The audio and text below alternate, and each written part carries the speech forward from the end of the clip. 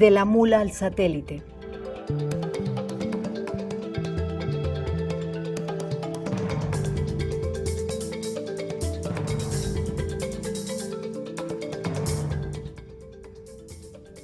Este video pretende entre hitos históricos reconocer las vivencias de hombres y mujeres que durante 80 largos años han venido descubriendo a Colombia.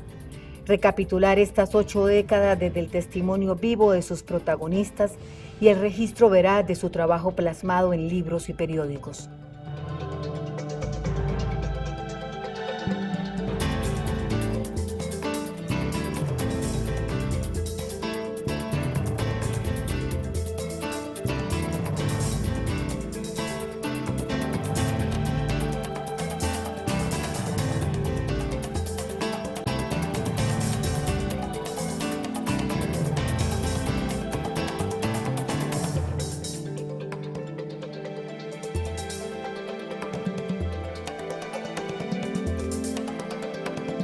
Ver que el instituto ha surgido porque prácticamente el instituto se formó para hacer la carta geográfica. Había nomenclatura. A ver, con las fotografías, llegar con una fotografía, preguntarle a los no jóvenes, sino viejos, ¿cómo se llama esta quebrada tal? Don Antonio informa que se llama El Perico, por ejemplo.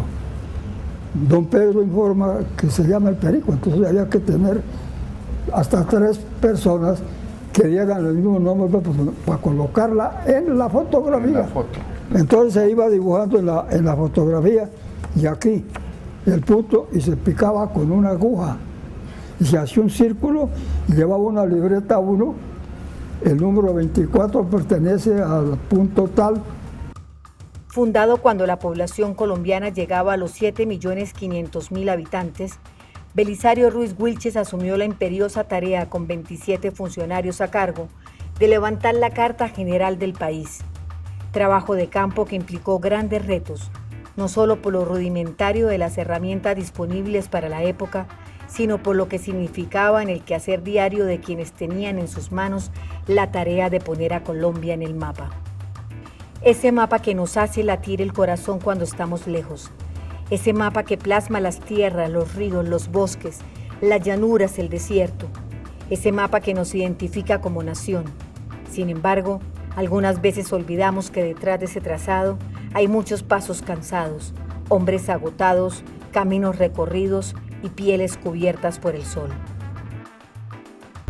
Era el nombre de cadeneros. Okay. Porque lo que tenía que saber uno como regla en el instituto era saber enjarmar una mula, cargar la carga, saber ensillar un caballo para los jefes y un echar pata, y salir a explorar para hacer los mojones y luego construir las torres. En octubre de 1938, el gobierno encabezado por el presidente Eduardo Santos organizó en el Ministerio de Hacienda y Crédito Público una sección encargada de los trabajos preparatorios del catastro y dictó los lineamientos generales para los estudios que debían realizarse para conocer cuál era el estado del catastro y programar un nuevo sistema catastral para todo el país que garantizara una reforma integral y ordenamiento del territorio. De presidente estaba el doctor Eduardo Santos y había ido a estudiar, creo, catastro, el doctor Hernando Posada Cuéllar. Bueno, cuando él vino, siguió como ingeniero acá. Entonces el señor presidente, creo yo, porque no fue antes, que le dijo que había que hacer catastro. Y el doctor Belisario Ruiz Wilches dijo, yo no sé hacer catastro, yo sé hacer geodesia. Lo cambiaron al doctor Belisario Wilches como director del Observatorio Nacional y de director del Geográfico Militar, que era todavía actuaba militar. Era militar aún. Entonces entró el doctor Hernando Posada Cuéllar. Como lo diría un editorial del diario El Mundo en 1985, desde ese momento el instituto ha tenido a su cargo 2 funciones básicas y permanentes, ambas formidables en sus exigencias de trabajo: inventariar y mantener el catastro de la nación y levantar la carta geográfica de su extenso territorio.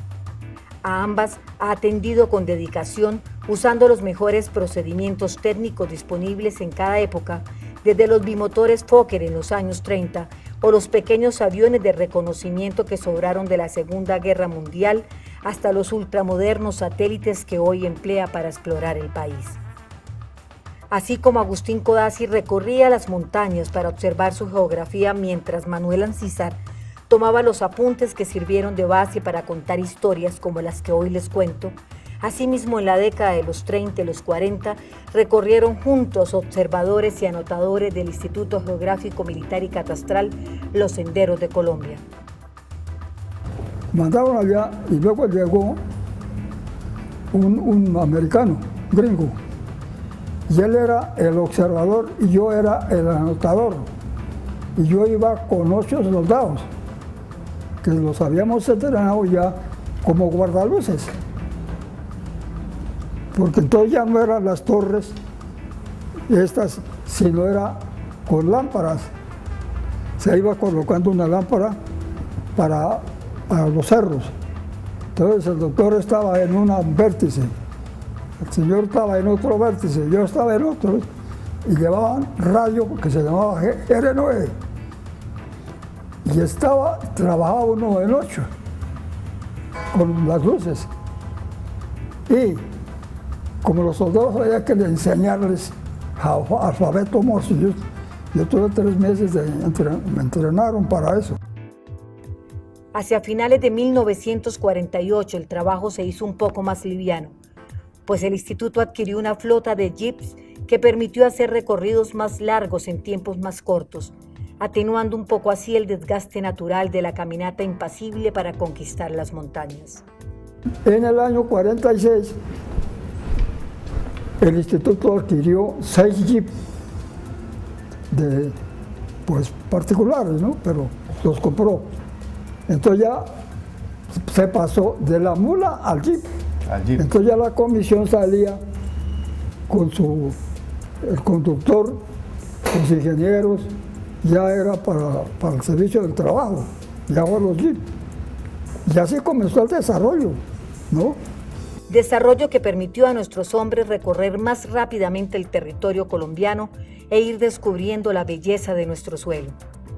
En la década de los 50, siendo ya el Instituto Geográfico Agustín Codazzi, en honor al famoso geógrafo y cartógrafo italiano, la labor se tornaba a veces tensionante, pues no todo el territorio podía ser mapeado. Sin embargo, los funcionarios del IGAC siempre encontraban la forma de entrar a una costa de su propia seguridad. Pero nosotros en realidad, con el que más fue con Aduman Aljure, que tenía el dominio de acá de los llanos de San Martín y tenía ya sus fincas y todo eso, y pasaba uno en los carros estos precisamente, sí, en los 2:30, pasaba uno y había que pedir permiso a él para poder pasar por allá, para el lado de Guaviare. Bueno, y entonces a él nos daba santo y seña. Entonces había que ponerle al carro una valletilla al lado izquierdo, porque ese era el santo y seña, para poder pasar. Después que a la derecha. Llegaba y se encontraba, bueno, ¿cómo está? Entonces el santo y seña era el café, por ejemplo. No, el café está muy bueno. Entonces ya se sabía el santo y seña que él daba para poder transitar uno, de Duman Aljure. En la década de los 60, el instituto inició los estudios de los recursos básicos de Colombia y gracias a la idoneidad técnica se le otorgó la responsabilidad, además, de establecer las zonas de acción urbana, las cuales solo podían ser reconocidas por los municipios con el visto bueno del IGAC. Para cumplir con esta tarea, se creó en el Departamento de Catastro una sección de urbanismo a través de la cual se elaboraban planes de desarrollo que, más que una utilidad fiscal, buscaban establecer políticas de urbanización y servicios públicos. El primer plan ejecutado fue el de Cartagena en 1965. Posteriormente vinieron los de Ibagué, Pereira, Valledupar, Girardot, Pasto, Cúcuta y Tuluá.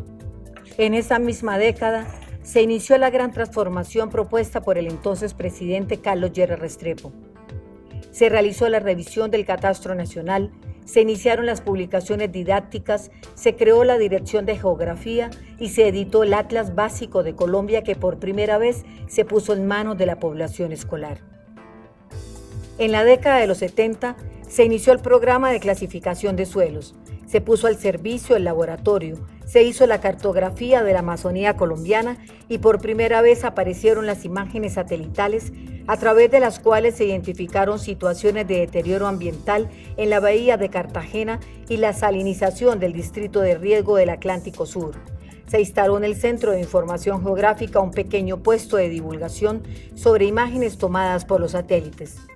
En esa misma década empezaron los estudios regionales, el diccionario geográfico y los mapas turísticos, los atlas regionales, y el instituto tomó fotografías aéreas de un 40% del país. En 1977 se logró la conformación de una escuadrilla para la toma de fotografías aéreas que permitió alcanzar rendimientos más altos que los obtenidos con la ayuda extranjera. Las décadas fueron pasando y las herramientas rudimentarias de sus inicios empezaron a ser parte del museo. La brújula, la mula, el caballo, la canoa, el jeep quedaron atrás. Así lo describió el diario del Otún en 1985. El instituto ha reemplazado los instrumentos y métodos rudimentarios por equipos técnicos y ya no es el lento teodolito que recorre los linderos en una quietud desesperante, porque ahora se utilizan la fotografía aérea, las imágenes de radar y de satélite. Han pasado 8 décadas y hoy más que nunca recobran valor las célebres frases del sabio Caldas. Aquí se hallan de notar las colinas, las montañas, los pastos, las selvas, los rastrojos, lagos, pantanos, ríos, subvueltas y velocidad, estrechos, pesca, todas las poblaciones, todos los establecimientos de agricultura, minerales, canteras. Aquí vendrán el político, el magistrado, el filósofo a beber luces para el desempeño de sus oficinas. Todas las clases del Estado vendrán a tomar la parte que aquí les toca. En estos trozos se formará la juventud y a la vuelta de pocos años tendremos hombres capaces de concebir y ejecutar grandes cosas. Me siento como volver a nacer, porque volver uno donde comenzó, porque prácticamente yo comencé aquí a ganar mi sueldo y todavía tengo mi pensión del Estado sin haber cambiado de una parte a otra.